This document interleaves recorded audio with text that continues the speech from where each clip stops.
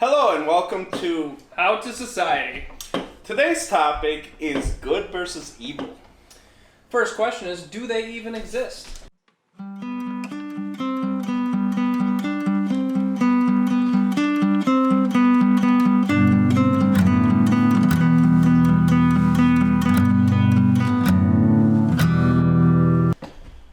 Well, Is it all relative?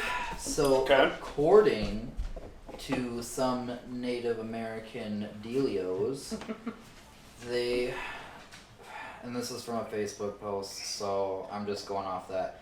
The quote is that there's two wolves inside of us, one good, one bad, and it's just whichever one you feed is the one that comes out. why wolves? That was just the That's just the analogy. thing they chose. What I've if heard that the story badgers? multiple times.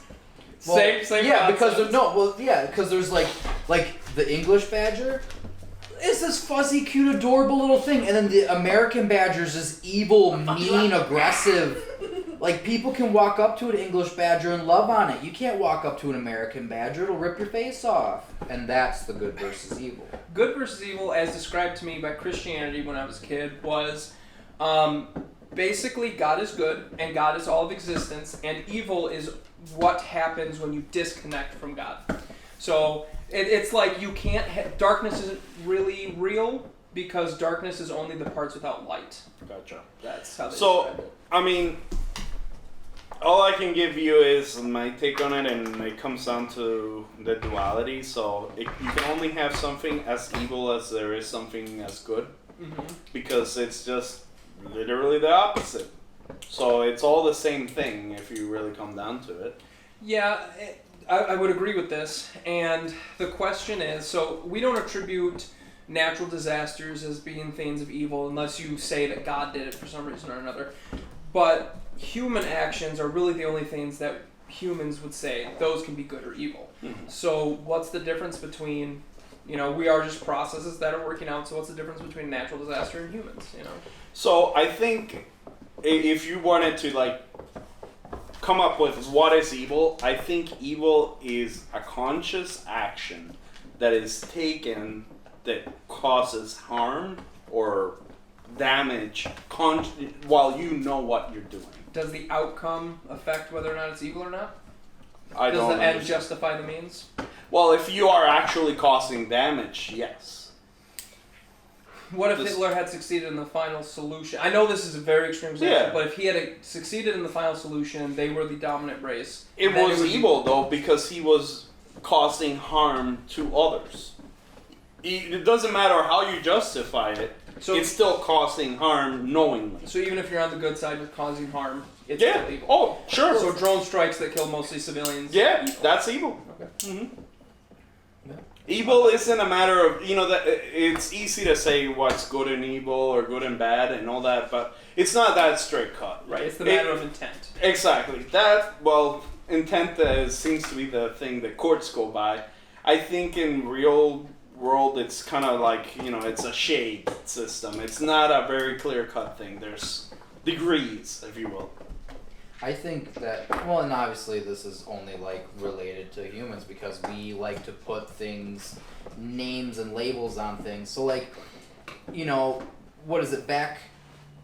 So a good example right now is farmers versus wolves. Farmers think wolves are evil because they're killing their livestock. However, Do they think they're evil though, or do they just think Well, they're a pest?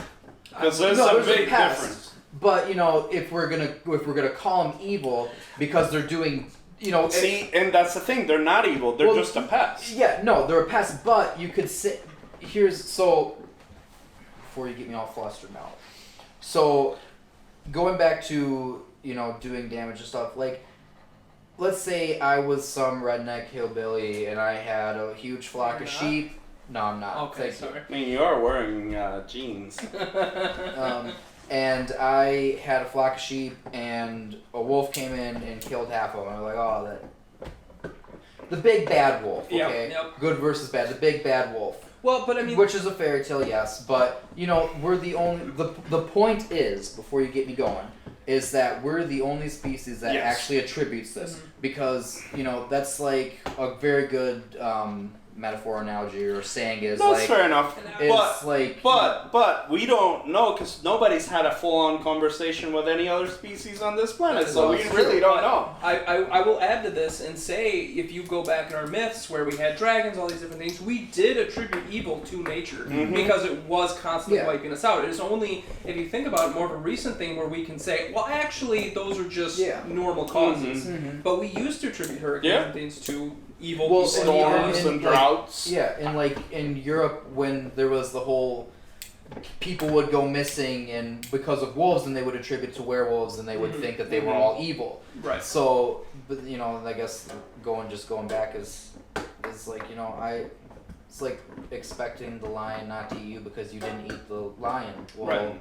is the lion now evil? Well, no, because it's No. just trying to survive. I think the only way that we look at it in society, though, where it actually matters, instead of being so meta about it, Right. is like you look at serial killers Mhm. or people who go on killing sprees. Are those people evil? You want to say yes, but the question still comes back to, is there moral objectivism? Can you be objective about what is good and evil? I feel like you can. I feel like the moment you hurt somebody else You're knowingly, crossing that line. that is the line. That makes It's sense. just like And I mean, we're talking about serial Yeah, killers and- that and literally usually- kept people and abused them So and tortured them. We're to basically death. using human suffering as the standard of Yes, what it is was. moral. They derived pleasure from their Yes. suffering. Okay. or both bad people. And I would agree with that moral Yeah. basis. I think that's a very good metric to use. So now, if we consider that's evil, Mhm.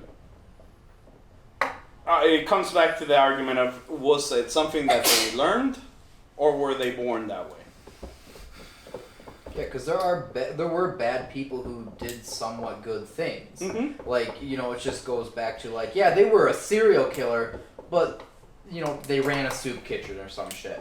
You know what I mean? So, That just sounds like compensating to well, me. yeah, but you know what I mean? Like, Yeah, well, no, and I think the argument that you're trying to make, so the latest thing with that is that you can apparently tell in the brain patterns of people if they've got tendencies for Mhm. being a serial killer. And one of the guys who pioneered it has it, but yet he has never done anything bad in his life.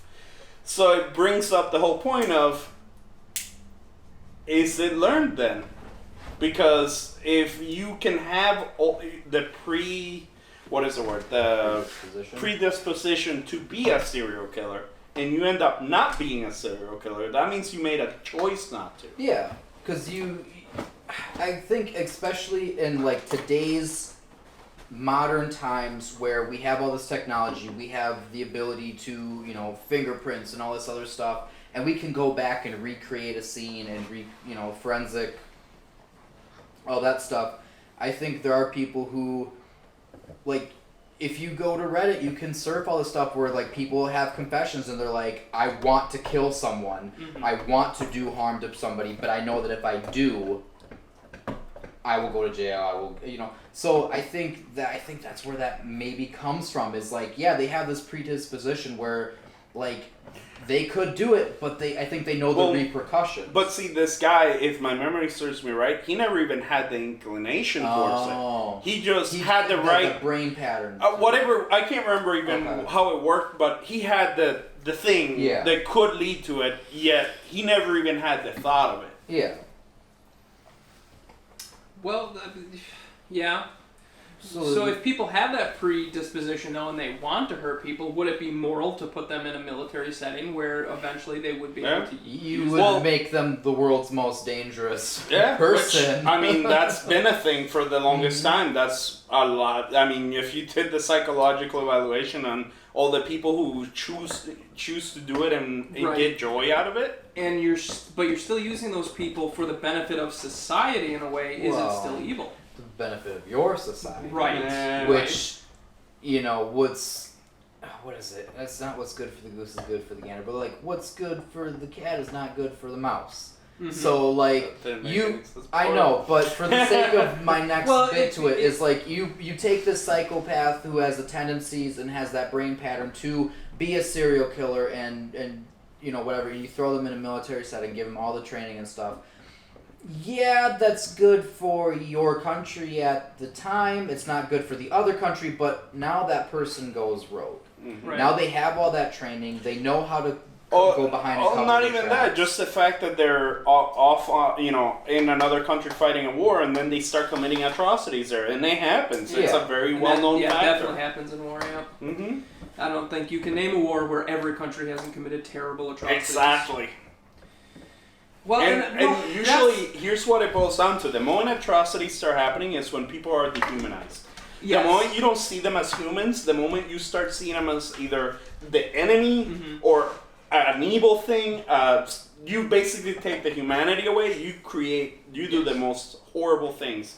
And there was an actual experiment done where it was a university did it. They took a group of students and they split them in half. Half of them were detention officers, the other half were prisoners. They dehumanized them and they started literally Right. treating them horrible. From what I've heard, though, that research has been defunct as. Has it? Yes, How- from what I heard. This is what I've heard on podcasts from other scientists. Is Gotcha. that there was a lot of things that weren't exactly up to measure, Mhm. but that people still understand that and can reason it. So the point isn't maybe not everything that they claim happened. Mhm. It's more about the point that you give somebody a uniform, you give them some kind of authority, Power over, yeah. and they go crazy Yeah. with it.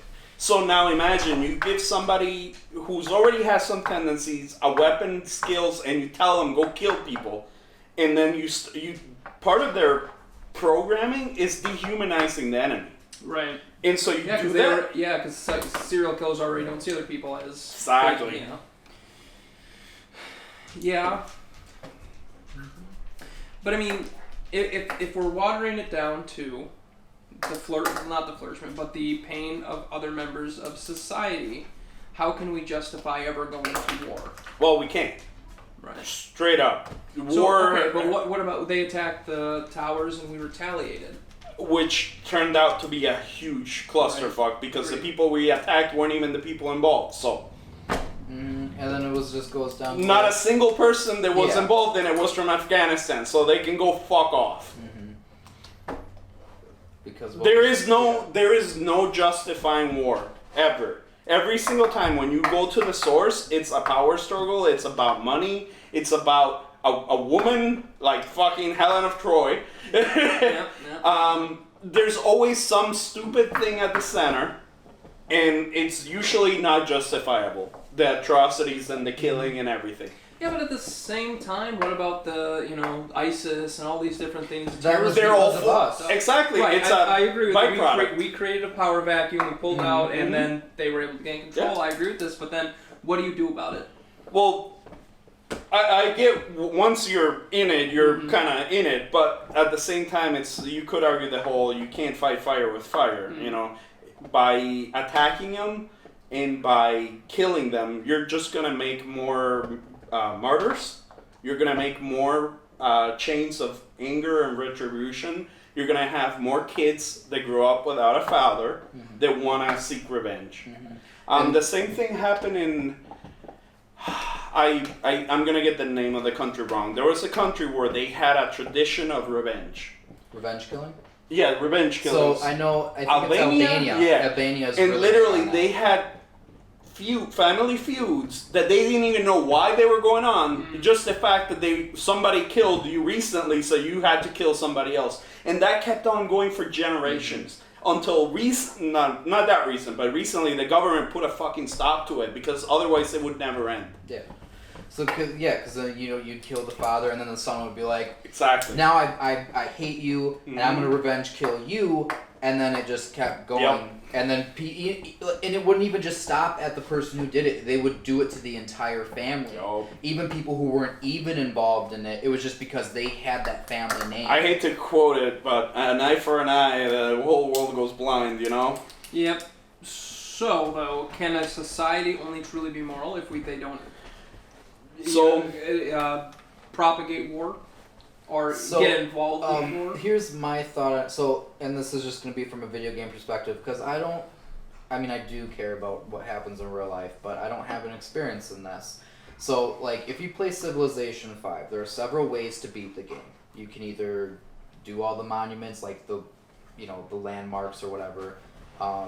Science and all-out war. You basically take over everyone.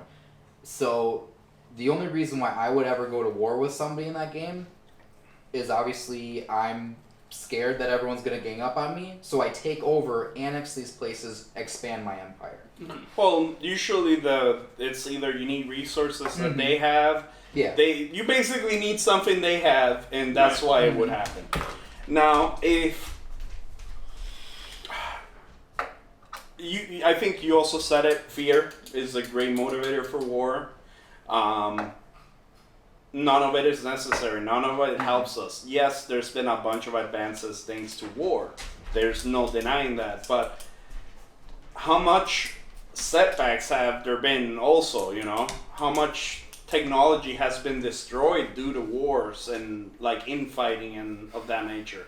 None that I can really actually think of for the most part. Most of the 7 wonders of the world were destroyed thanks to war. Wasn't it the Greek library or some shit? Right, Alexandria and stuff like that. The lighthouse, all of them, pretty much most of them, if it was either natural, nature destroying or war people. But in modern society, in war, we haven't had that setback in technology. In fact, with every war, our power has only grown. True. But that's only because we live in an industrial society which profits from war heavily. War is the machinery that, it was made for. But my question still comes back, though. If you engage in war, can you have a moral society? Define a moral society. We're talking about good and evil, right? Mm-hmm. And that brings up the question of morality. If you're good, you're obviously a moral person. If you're evil, you're not. So, if your country is involved in war, can you be moral? I think it comes down to what we said at the beginning, where it's not that clear cut. It will never be clear cut. Right. I mean, in theory, if you were gonna be perfectly moral and truly good, you'd end up being a monk in a monastery, secluded away from everything. And what and kind you're of not life benefiting society at that point. You're not living. You're strictly putting yourself away from everybody, so you can't influence anything. So here's another question for you, though. So we're basing good off of human harm. Mm-hmm. Can you also say, though, that it would be wrong or a misuse of your time you have here to cut yourself off society in that way, because you're not... What you are learning in that seclusion, you are not teaching to other people and helping society. You could interpret it that way. You could interpret it as, no, you're not causing any harm to anything. I mean, there's the whole idea of the monks that try to be perfectly still because any kind of movement would destroy millions of life forms that just live on you. Mm-hmm. So you could argue that side of it. But, yeah, no, you make a good point. You are taking yourself out of the equation when you were supposed to be part of the equation. Right. So, yeah, you're causing harm by doing that. It's the same concept as an action, If you're walking down the street and you stopping somebody from doing something could save a life and you don't do it, then, are you responsible for that life? Yep, that's a... But at the end of the day, I don't think in that situation, we're not talking about good and evil anymore. Right. Because that action, even though it still fits under our predetermined margins for what evil would be, it's still not something that you're directly doing. It's like you're in action, yes, because you didn't do something happened, but you didn't directly cause it. So it's like a byproduct of your lack of action. Yeah, like if you were to go back in time and then you step on a bug and you change the history of events, like if you do it on purpose, that would make you a bad guy. But who would know? Yeah, which we obviously wouldn't know. That's just the Probably already assumption. happened. Yeah. So, I have another question, though. Without the conscious mind, is morality even a concept? So if you do have objective morality, how can that be true if without a conscious mind you wouldn't even be able to discuss the topic of good versus evil? I would come down to nature, I suppose, and so instinct becomes a ruling factor. Again, nobody's really had a conversation with animals, so we don't fully know what's going on, but from observation, we can tell that they have their own societies and they have their own system and they have their own ways of dealing with people that go against the society or break the norms of the society. Mm-hmm. That is a thing. So they have their own sense of morality. Now, the mechanism that enforces it is nature, or right. not nature, instinct, rather than a conscious thought. So that's why I believe, since that conscious thought isn't there, it can't be evil or good. It is neutral. All right, so now I have a moral quandary that's been going around the philosophical world. You have a guy who is walking by a pond and he has to be at a meeting. He sees a child drowning in said pond and he says, well, I don't really want to get my shoes messed up. They cost me a lot of money. I'm just going to keep walking. We all agree that person is a horrible human being, right? Save the freaking child. Who cares? But we see an advertisement that says you can save a child's life for $1 a day. And we all ignore those. So how are we any less morally culpable than the guy who just decided not to save the little girl? I think it's levels of separation. Yeah, but I mean, if you have the power, and what we're saying is it's that... still levels of separation. So because we're not witnessing it. No, I'm not even talking about that. So the person drowning, that is a literal step away from death. Right. You could stop that. The money thing is you're giving money to an organization that's going to do something with that money, that's then going to go somewhere and hopefully do something with that money. Okay. And so by the time your contribution gets to the mouth, there's many levels of separations that make it so impersonal that it's a lot easier to separate. So, but the main question comes back to, is it moral to separate it? And also, let's take the best charity there is. Scientifically proven, from what I've heard, the best organizations to donate to are people who provide mosquito netting for Africa, because by case and large, they save the most amount of people from malaria. Okay. And just by giving them bed netting. So if you were giving money to that, is it immoral of you not to give money because you are directly causing humans to suffer because you're not willing to give up some of your money to help another human? So I think it's still not a fair comparison. Now, a fair comparison would be the person drowning as to somebody literally starving to death on the side of the road, walking past them. Which people do every day. In that case, I could see the argument.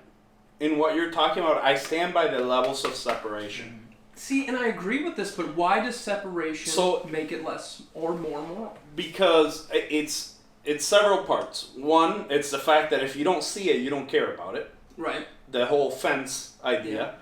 But then it comes down to, there is no way for you to see that your impact. Okay, so then, but what you're saying though is that the only reason we do good things is so that we can see the impact that makes us feel good. But then, isn't that kind of stepping on morality in its own way? It's all the same thing. I've had this discussion with Megan, and I insulted her pretty badly by accident. I was just being rational. But the reality is, the root of human activity is all about ego. At the end of the day, I can agree with this. You only help others because it satisfies something in you. If it didn't do that, why would you do it?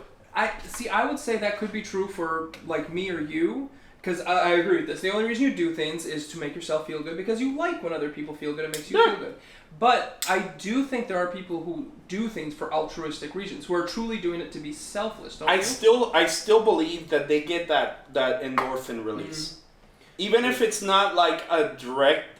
Like, they might not even think about it. But there is an actual endorphin release that makes your body feel good taking that action. Okay. And that's what I'm talking about. I'm not talking like I feel good, like, mentally for doing something. It's a literal chemical reaction in my body when I do something good. See, and I ignore those, like, if Angelina Jolie goes on TV and says, for pennies a day, bitch, you're a millionaire. I'm struggling to survive. why don't you donate some of your wealth? Which I don't know if they do or not. I'm Right. sure they do. But why are you asking me, somebody who's also suffering? Well, look at the world though. What's the 1%? Technically, to the rest of the world, all of America is in the 1%. So technically, shouldn't we be looking at our situation and say, they're probably looking up at us and say, bitch, you have air conditioning. Why can't you give me a fucking $1 for some water? Yeah. Yeah. Mm-hmm. So here you make a great point. The whole thing with it is, it's not gonna get to the people that need it. The reason they're where they're at is because the money isn't getting to them.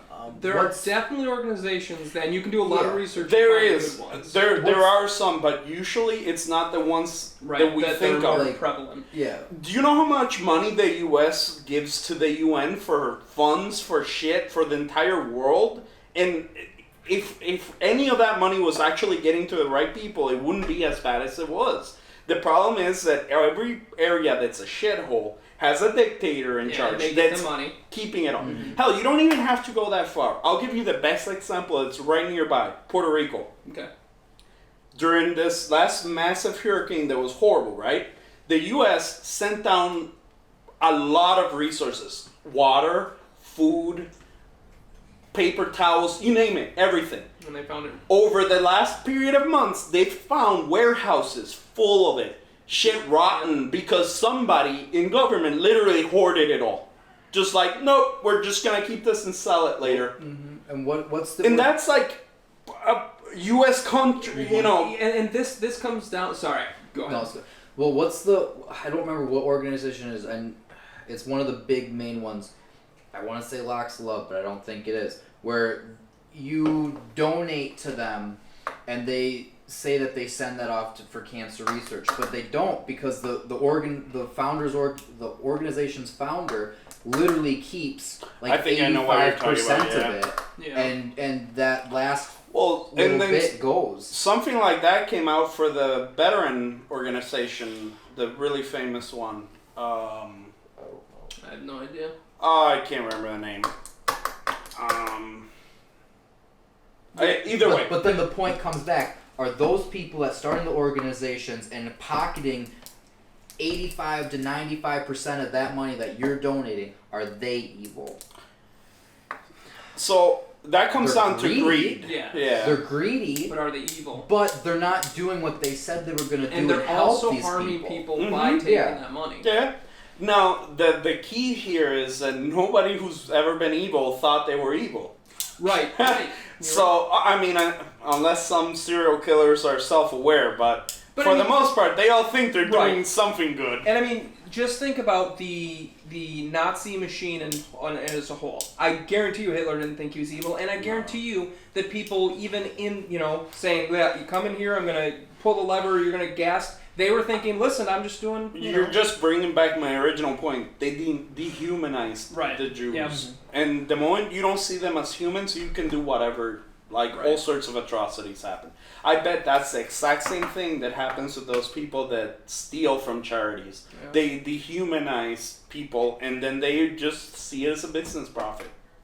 They just see numbers, they don't see people. And to your point about the Nazis, the people that turned around and said we were just following orders, there was a big trial about Yeah. it, Mhm. and they said, tough. You still willingly chose to Yeah. Yeah, participate. but I'm pretty sure they gave a lot of people pardons for that reason. There were. They did a lot of research Mhm. into. So there was a study done where they would bring some person off the street and they would say, "Press this button, you're going to electrocute that person in that room," and then they would see how high they'd go up to voltage, and they would tell them, "At this voltage, they will more than likely die." If the person was wearing street clothes who was telling them to press the button, they would stop about halfway and be like, "Listen, they're screaming, they're in pain." But if they were wearing a lab coat, like the percentage of people who went all the way to the top went up dramatically.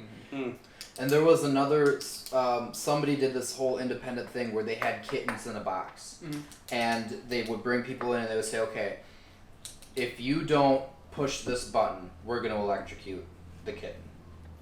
And of course they weren't going to electrocute the kitten, but the person didn't know. Right. And so, like, there was at least 3 or 4 people that, like, legit, like, they were running out of time and they freaked out and they legit slammed on the button, but they were also told that the button was going to do something bad as well. So if they didn't make a conscious decision, regardless, something bad was going to happen. And then the person, there was several people that just broke down crying, we can't do this. Those are good people. Those aren't bad people because they care. They show that level of empathy for something that necessarily can't take care of itself. Now you're getting to the train, the choice where... the trolley tracks. Yeah, the trolley. Would you push the fat guy or would you pull the lever? Yeah. Would you save the one person or the 5 people? Yeah. And there's so many iterations of that because then it comes down to all you're doing is pulling a lever, and then there comes, if you push a fat guy who could stop the trolley, most people would say no, they wouldn't push the person because they are physically ending someone's life. Well, and the reason that whole concept has come back to modern, thought is because of AI. Mm-hmm. Now that you have smart cars driving, now are you gonna give the car the ability to make a decision between killing the driver or the lady pushing a stroller? Right. You're making a machine make that decision. A machine's gonna be the only thing capable of making that kind of decision. Right. A human would never be able to do it. A machine will be like, well, that's a baby, and that's 2 lives. Yeah. I mean, humans tend to like babies, but the humans paying a lot of money for me. Humans also make those decisions, though. If they're driving the car, I think more people would swerve than rather just ran over that baby. Oh, exactly. Right. But then you come to the machine, though. Right. Now, who does the car's loyalty belong to? The driver or the random pedestrian? In general. So, and now, if you knew this, that your driver is going to prefer somebody over you, are you going to want to drive that car? Does that make sense? Right. It's okay if you swerve, but the car is going to make the decision for you. Yep. So, committing myself to God. Yeah. Now, in my case, I'm happy to take the bullet. I don't care. Right. But and I think for the most part, they're probably going to have sensors to where if you are crossing the road, you press a button and the cars will stop automatically because they're auto. Yeah, but there's still that possibility. Yes. And so let's talk about it. Does the what is the word? There's a phrase to it. It's does killing one person to save 5 people make sense, or is, and I think if we're basing it off the least amount of suffering, you have to go with the fewest people, even if that fewest person means you die. Mm-hmm. Or even if that... See, and this is the thing I don't get about that thought experiment with the trolleys, is that most people would say they wouldn't push a fat man onto the tracks to stop the trolley, even if it would save 5 people. Why does it have to be a fat man? Just because that, What is the hatred towards fat people? We just have feelings too. That's just the way the thought goes, is that what they're saying is that you have somebody big enough to stop the trolley, and so they're just saying that they have to be fat. I got you. So if you could push somebody into the tracks and they could stop it, do you have the moral obligation to push the person? In my opinion, and the reason they make it a fat person is because they're assuming you're not fat, and they're saying this person definitely is. So if you could jump in the way that they could. The proper answer is both of you should fall. Yeah. If you're going to condemn somebody, you should be right there with you. It comes down to the captain always goes down with the ship. But if you couldn't stop the trolley and they could... No, that's what I'm saying. Both of you are going to go down. You're not pushing them, you're tackling them on and going down with them. I gotcha. If the captain should always go down with the ship. If you're going to take somebody's life, you better be putting your own life on the line.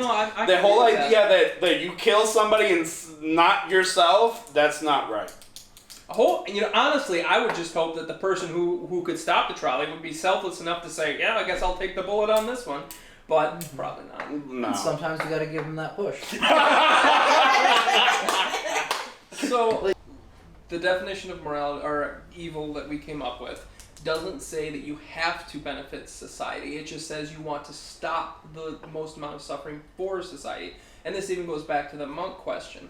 Is it technically immoral not to be engaged in society? Because like you said, you are technically stopping yourself from affecting those other people. I think that's one of the things where you can if you nitpick enough, you can split any hair in Right. a million pieces, and This it is stops why being this a hair. Yeah, this is why this conversation always gets so convoluted. And so I think you need to look at it in perspective, not as a Thought experiment.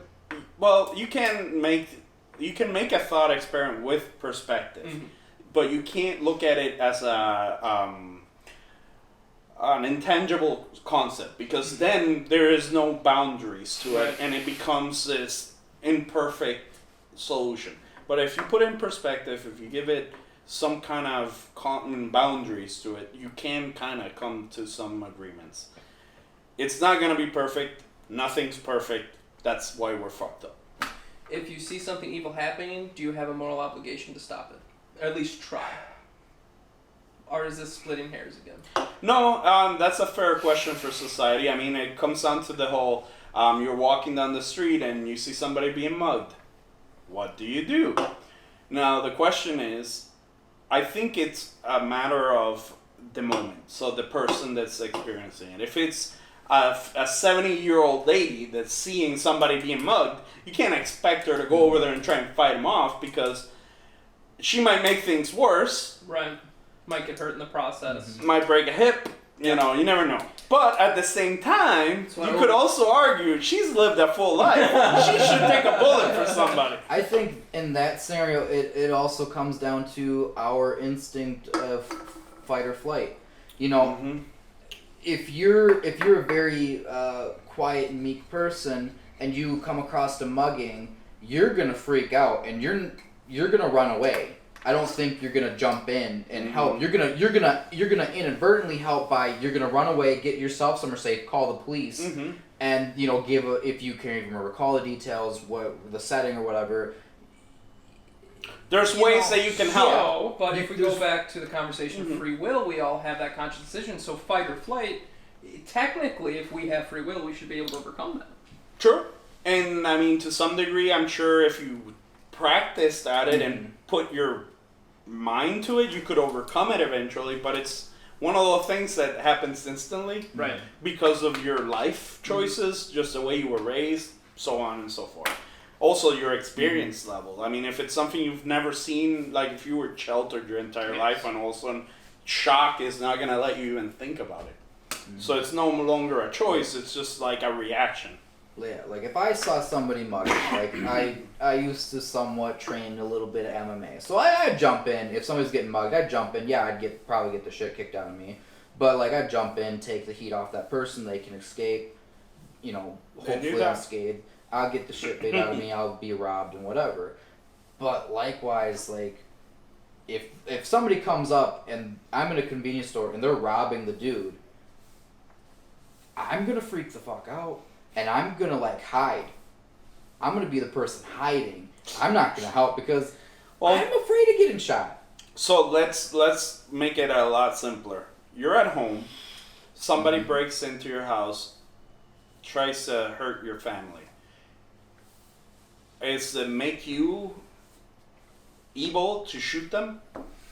I don't think so, because I think their intent was evil, and so Two wrongs don't make a right. right. But there has to be a difference between somebody who started the action and they knew the consequences of their action. But taking a life is still taking a life. Yeah, but you're doing it for the benefit of your family. And then we're coming back to the whole one versus multiples. Which, Right. But I still think at the end of the day, taking a life is still an evil act. No matter what. Yeah. Like if that happened, I'm not sure I would agree with that necessarily, but I see your point. But okay, so how is in what circumstance is taking a life not bad? Like, what gives anything or anybody the right to take a life? Yeah, but you can't. I understand where you're coming from, but if you live by a pacifist ideal, then you're gonna let people get hurt. You're gonna end up with people like Gandhi who say, you know what, let the Nazis do their thing. That's not entirely true, because a pacifist just means he's not going to kill you. He can still put you in a chokehold and make you pass out, you know? There's degrees of pacifism. I still think that limiting yourself to saying that any time you kill has to be evil is too much, because there are going to be people out there who are willing to kill you. Well, I And I mean, think you have to I have a recognize that. simpler Okay, go ahead. answer to my own thing, but I don't want to argue against myself. No, I would just say, I mean, if you look at life at a biological, kills everything everything. needs something else. Right. Everything takes something else's life so they can prolong their own.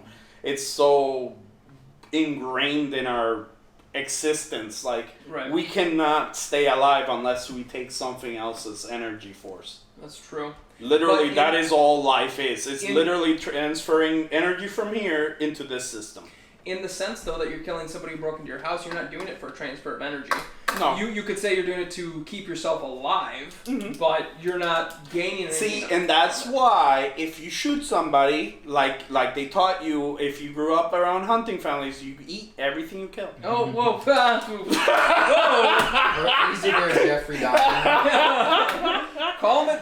Don't go back to the cannibalism Yeah. conversation. See, here, I think the best thing about the whole good versus evil is the quote from The Witcher. Evil is evil, whether it's greater, lesser, or middling. Mhm. If I had to choose between one or the other, I'd rather not choose at all. Yep. So, if somebody breaks into my house, I'm not going to view it as a good or evil situation. I'm going to view it as, you don't need to be here. Yeah, you're Which just I guess- seeing it as a self-preservation Mhm. thing. But we still come back to taking a life is evil. Yeah, no, I think... So No, I'm about to get more complicated. Then eating animals is evil. okay, vegan. Okay, but that easily correlates to your response of everything kills something Oh, I know. to survive. But it's still what gives you the right to take its life. the fact that we're the apex predator. We aren't though. But we are, because we can kill every animal out there. That makes us the most dangerous But predator. every animal out there can kill us. But have they? Or have we... They actually Yes, have. okay, so yes, they can naturally kill us, but we have found ways around that to make ourselves the best There is predators. actually. Go ahead. So, plane crashes in the middle of the Amazon. Mhm. You have nothing. You could still make a stick and a spear. Yeah, but you're gonna die. Maybe. Yeah. No, that's pretty. You're The not gonna odds stop are a jaguar. severely against you. You're not going to stop a Yeah. jaguar with a pointy So the only reason People do. I'm they telling do, you. but the odds are severely against you. Agreed. The only reason we are apex predators is because of our numbers and because of our Technology. technology. Right, You but take that's a part of technology our away? evolution. You take technology away, wolves would be number one. Okay, pack animals. Right. Okay, I could agree with this, but part of our evolution There is is our one other technology. that's currently number one. What's that? I can't say because our overlords are watching us all the time. Okay. I'll tell you later. Okay, so I'm gonna pose this back to you again. Okay. Mushrooms. Oh Jesus. Plane crashes in the Amazon. Somewhere, you take a piss. A parasitic fish swims up your pee tube. Mhm. The only way to get it out is to Give Ju- yourself a just blowjob? because- I'm not sure where you're going. Just because a member of our species can't survive by themselves in the wild doesn't mean our species as a whole does not make up the apex predators. So, but like, if you're with a group of people out in the wild, Mhm. let's say, what's your number of people in a group for your best chance of survival? Are we saying we don't have Realistically. any technology? No. I'm just saying, you're on a camping trip. Okay. Okay, you have Everything. 2 guns between however many people. What's your group size to ensure survivability on a camping trip? I think a minimum of 2 is usually it depends level of knowledge. Mm-hmm. Yep. If it's completely amateurs, I think you need like 10. Yeah. So, If it's people that know a lot, 2 people is more than Yeah. So, I mean, there are people who go So- out in the mountains by themselves. yeah. So, let's say you go into a spot. Sorry, just to counteract what you said, but even those people that they will tell you that this simplest mistake, they're dead. Mhm. Yep. That's why 2 people that are very well trained is the idea. And most of the time they tell them where they're going. They have GPS Exactly. tracking on them. But 2 people is basically enough because if, say, you break your ankle, Mhm. somebody there that can help you Yep. get through the obstacles. So, the way wolves operate is they will split they will split the group, and they will single out one target, wear it down. So on one of Joe Rogan's things, it was either him or his guest. They went on a hunting trip, and they ended up basically. The dude had like 2 arrows left or whatever, and the guy had like 4 bullets or something ridiculous. Like they were ridiculously low on ammo. They were prepared, but through this hunting trip, they were ridiculously low. They stumbled upon just this area that was filled with elk carcasses and shit, and the wolves had basically surrounded them. They ended up shooting I mean, they made it out. But let's say you're someone in that scenario. You can get split. And eventually, now your group of 2 becomes 1, Right. severely decreasing your chance. Because, like a wolf will call off an attack with its pack, no Right. problem, if you take out enough of them. Mm-hmm. But there's only 2 of you, and a wolf pack is way more than 2. You know what I mean? Right, but this, I still don't see, because we have survived the wilds as a human race. We've gone out there, we've done all this, and we have dominated to a point where we are the apex predators, so I don't understand where this thought experiment goes into proving that we are not the top of the food So chain. here's the reason we were so successful. It's gonna sound stupid, but we can endure. Right. And like, so the way we used to hunt is we would literally chase things till they fell dead. Mm-hmm. It's like they couldn't sleep because they wake up and there we were, and they'd run and then they wake up and there we were. That's the craziest thing to me about humans is that we're actually ridiculously good runners. Like we can't outpace a horse, but we can distance. We can outrun a horse. It'll go take a nap and there we are, Yes. and then it wakes up and it's like there we are, and eventually it'll die of exhaustion and we're like, oh, food. So here's why I don't want you to think like I'm disagreeing. I'm disagreeing with you to a point. Right. Yes, we are an apex predator, and like he said, because of our technology, because of our weapon advances, we no longer use pointy sticks. We have guns. Yep. But we what don't he's have saying- the natural defenses that most other animals So have. here's a couple big things. We have the brains to choose when we attack. Right. They could do it at any time. They have us beat at night. They have us beat during the day. They have in any conditions they could attack us and take. Yeah, but I remember my point too is what my point was that we are super flawed. So like when I go hunting, I think like, oh, this is the perfect plan, and I set it up, and I believe I execute it perfectly, but there's mistakes that are made, and I fuck everything up. With animals, the only mistake they generally make is they mistime a wolf is chasing after an elk. It mistimes when it jumps into lunge and bite onto it, and it gets kicked in the face. That's generally the only mistake. But there's, obviously with numbers, there's other ones that could come in and take its place. And I think that's what limits us to being apex predators is because we're constantly thinking. We have those flaws of making tons of mistakes in a short period of time, whereas an animal is like locked on, targeted, and they know, like a jumping spider knows how it calculates how far it needs to jump to get it. I wouldn't say necessarily calculates. If I had to guess, I'd say it's more like how we throw balls. We don't necessarily. It's a learned calculate. mechanic, right? Mm-hmm. And I mean that was always our greatest thing was throwing and running, right? Mm-hmm. So, but I mean, the thing that got us to this point was our brain. Mm-hmm. So to say that just because we don't necessarily have the natural defenses or offense that other animals have, No, it's a fair statement. Yeah. Under the right circumstances, yes, we are the apex. But every environment has an animal that's adapted to that particular environment and will be better. I.e., sharks, wolves, polar bears. In those specific environments, they are the peak. right? We can go in there and give them a challenge, but we wouldn't be as successful as they are. But we could necessarily. also exterminate any animal we wanted. Yeah, because we have the numbers and the technology. Right. And the grudges, because we have done that. And it doesn't seem to matter in human history how many setbacks we have. We are always able to reestablish ourselves as a top And that's what I was animal. gonna say is to your point of all that stuff is like how many people had to die before we figured it out. Yeah. So, which I mean, doesn't necessarily happen in the animal kingdom. Like with certain species, sure, but with us, it's like.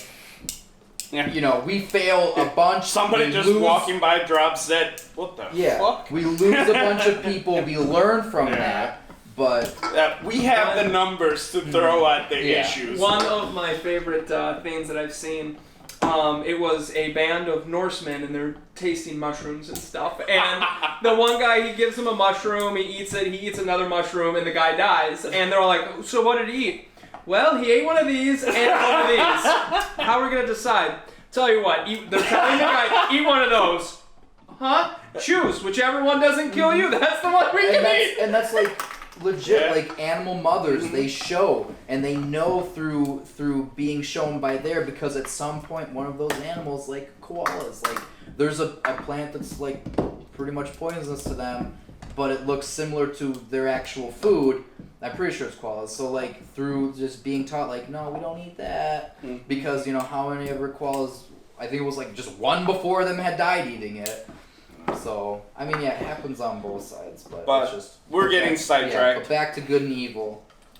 To wrap up, good and evil in society. Yes, it's a thing, but it's only a perspective. It's a degrees. It's not a fixed thing. Usually how it interacts with everything, it's a case-by-case thing. It ends up being more of a thought experiment than a practical thing, I think. I just want to say, I do think we all agree, though, that you don't need a god to have a moral objective set. Okay. So that's really my clarifying stage, because a lot of times when I listen to these conversations about moral, good, right, a lot of Christians will be like, well, without God, you can't have morals. And I would just like to say, I think that's complete bullshit, because I can be a moral person without necessarily a personal God. Yeah, because it's all subjective. So like, what's evil what's bad to me isn't bad to you, and what's moral to me isn't moral to you. I hate to start that again, but that's not true, because you have to have some kind of. You have to have a thing that's completely universal. And I think we talked about that, and that's like when you cause harm to somebody else. No, to that point, yes. But I just mean like if you want to go that route and like go down on the rabbit hole, like eating meat versus solely eating plants. At that point, you're just splitting hairs. Yeah, that's splitting hairs. But that's what I meant. Like we all agree that if I were to like kill you, that makes me a bad person. That makes me evil because I outright just killed you for no fucking reason. I mean, but that can go down the whole killing in general and so on. So everything within perspective. Nuance. You need nuance. Yes. But and that's how does society. Hey guys, if you enjoyed the conversation, come and meet us again, and like, subscribe, share, leave us a comment. We really want to hear about your feedback, and hit that little bell for us, and you can get updates every Friday for when we put out a new video.